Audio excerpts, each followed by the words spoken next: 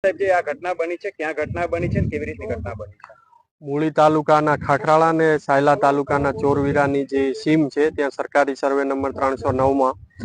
આજથી 3 થી 4 વર્ષ અગાઉ જે જામવાળીના વિઠ્ઠલ જાગા અલગોતર છે તેઓ દ્વારા મોટા પ્રમાણની અંદર અહીંયા કુવાઓ ગેરકાયદેસર ગાળી અને કોલસો કાઢવામાં આવેલો હતો અને આ કુવાઓ હજુ પણ યથાવત જ એમ જ પડેલા છે અને જે તે વખતે જે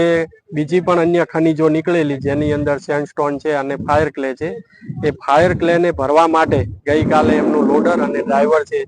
એ ભરવા માટે મોકલેલ હતા અને આ ફાયર ક્લે એટલે કે જે ટીઓ છે એ ભરવા જતા જે બાજુની અંદર કૂવો આવેલો છે તો ડ્રાઈવર દ્વારા જે રિવર્સ લોડર લેતા એ કૂવાની અંદર લોડર અને ડ્રાઈવર બંને સાથે પડેલ છે અને